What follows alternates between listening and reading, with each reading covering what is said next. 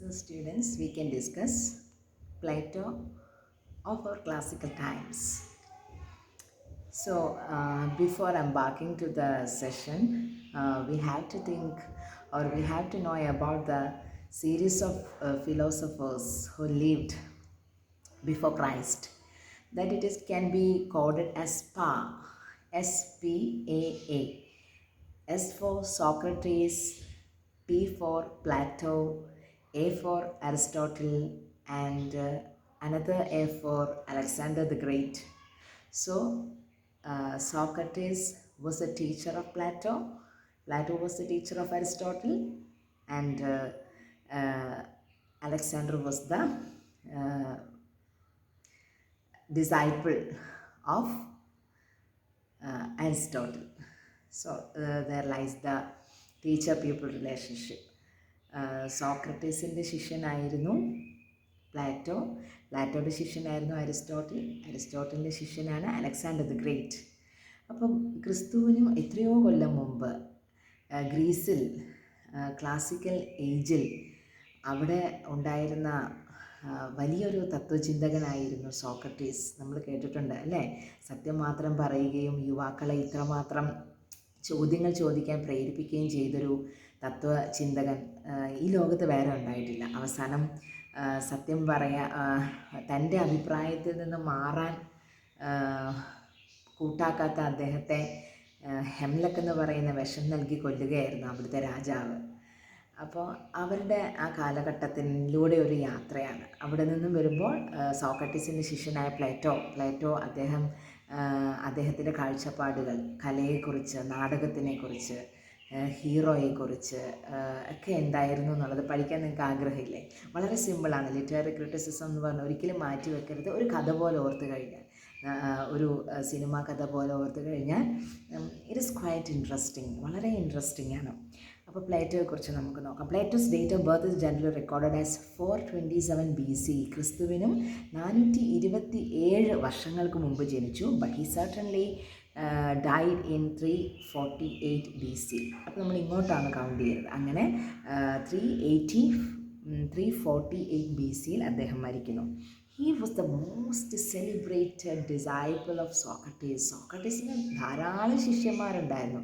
അതിലേറ്റവും പ്രഗത്ഭൻ എന്ന് പറയുന്ന, ഏറ്റവും പ്രാവീണ്യം ഉള്ള ആളെന്ന് പറയുന്ന അത് ആരായിരുന്നു? പ്ലേറ്റോ ആയിരുന്നു.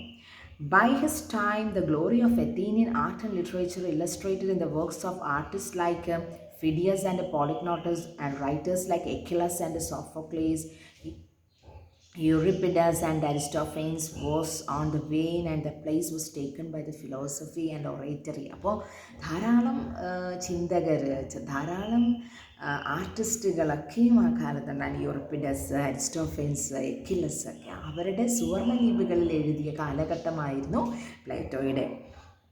Then Plato was not a professed critic of literature.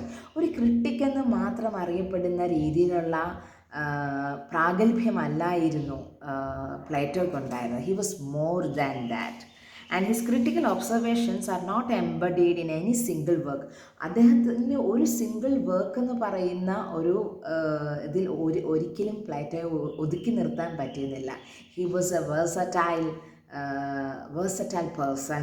His thoughts, his feelings, his visions, his predictions, everything made him unique. Then his chief interest was philosophical investigation.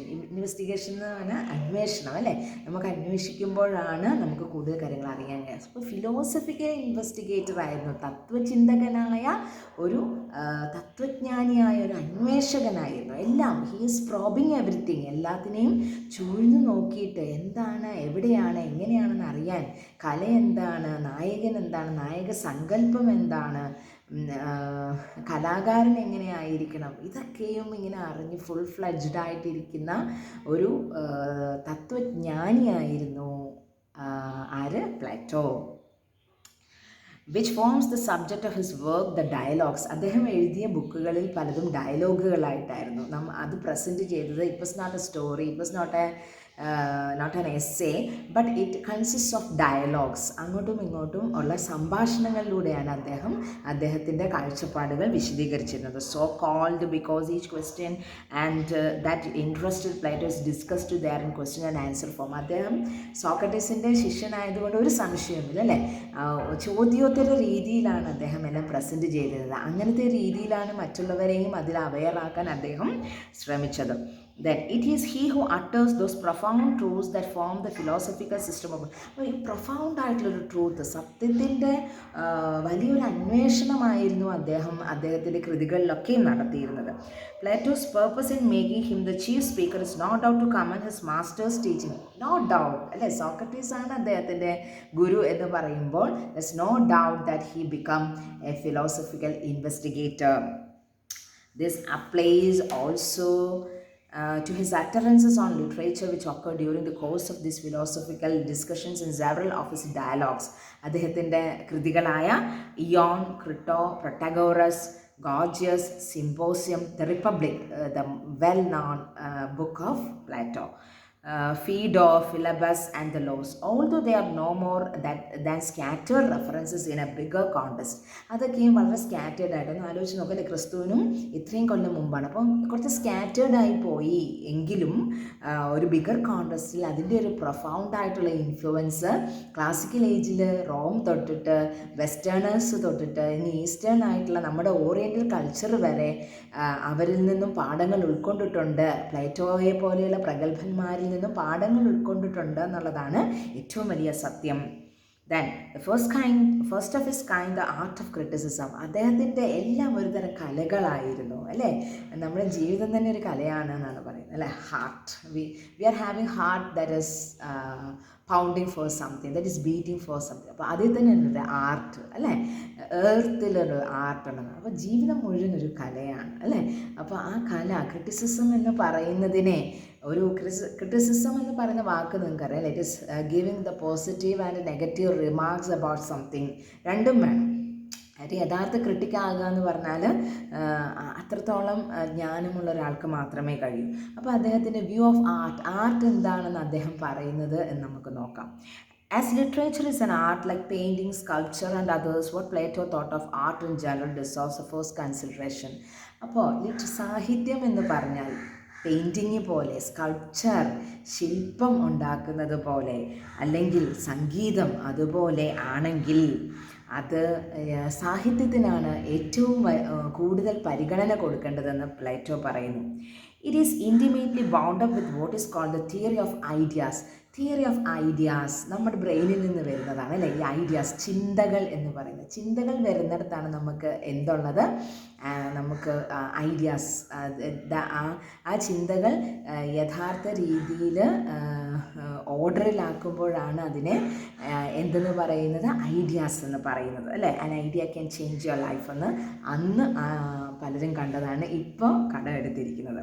Then ideas he says in Republic are the ultimate reality. അദ്ദേഹത്തിൻ്റെ ബുക്കായ the റിപ്പബ്ലിക്കിൽ അദ്ദേഹം പറഞ്ഞിരിക്കുന്നത് പോലെ ideas എന്ന് പറയുന്നതാണ് ultimate reality. അൾട്ടിമാറ്റം എന്ന് പറയുന്നത് അവസാനത്തെ യാഥാർത്ഥ്യം എന്ന് പറയുന്നത് ഐഡിയ ആണ് അല്ലേ. നോക്കൂ, ഈ ലോകത്തിലെ എല്ലാ കാര്യങ്ങളും ഒരാളിൻ്റെ അല്ലെങ്കിൽ മറ്റൊരാളുടെ തലയിൽ ഉദിച്ച ഐഡിയ ആണ് അല്ലേ.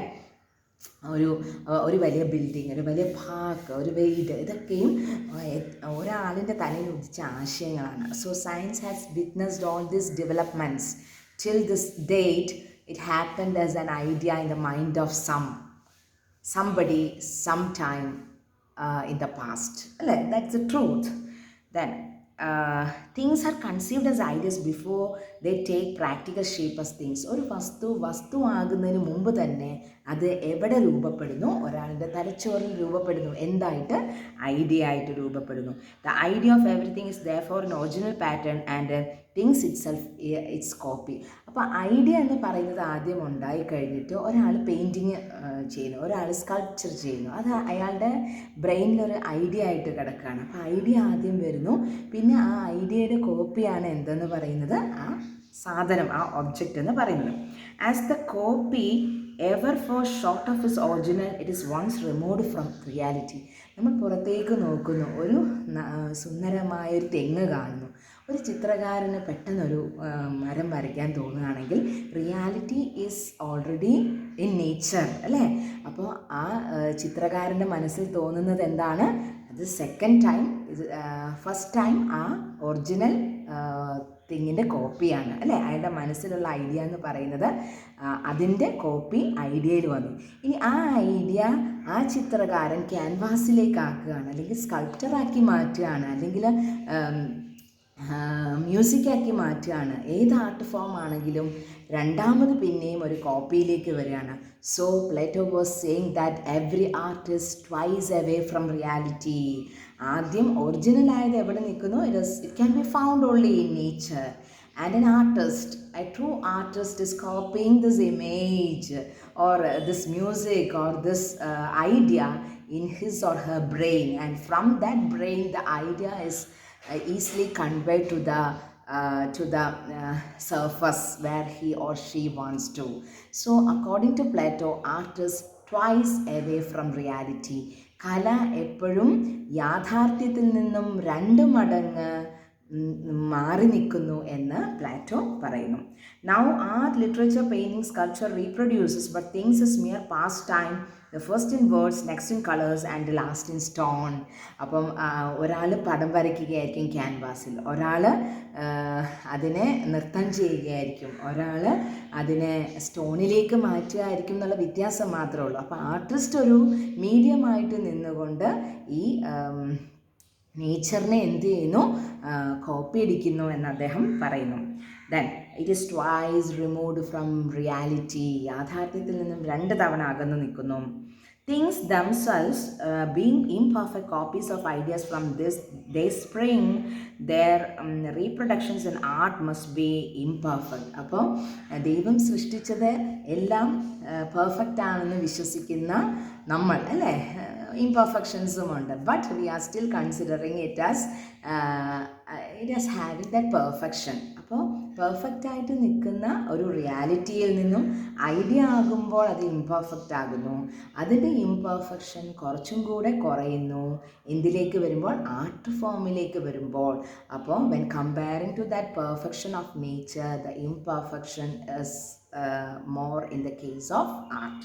അതാണ് പ്ലാറ്റോ പറയും. At best they are but partial images of it, so the productions of art help neither to mold the character or promote the well-being of the state. അതുകൊണ്ട് തന്നെ ഈ കലയ്ക്ക് എന്താണ് ഒരു സ്റ്റേറ്റിൽ അല്ലെങ്കിൽ റിപ്പബ്ലിക്കിൽ പ്രാധാന്യം, കാരണം റിയാലിറ്റിയിൽ നിന്ന് അത് എന്നോ അകന്നുപോയി അല്ലേ. അപ്പോൾ പോയറ്റ്സിനെ കൊണ്ട് എന്താണ് പ്രയോജനം? പോയറ്റ്സ് എന്ന് പറയുന്നത് they are creators of that imaginary things അല്ലേ. അപ്പോൾ ഇങ്ങനെ ഇമാജിനേഷൻ അല്ലെങ്കിൽ ആർട്ടിൽ വിഹരിക്കുന്നവരെ കൊണ്ട് ഒരു നാടിന് എന്താണ് പ്രയോജനം? അവരെപ്പോഴും സ്വപ്നസഞ്ചാരികളാണ്. അവർക്കെപ്പോഴും റിയാലിറ്റിയിൽ നിന്ന് അകന്നു പോകാനാണ് താല്പര്യം.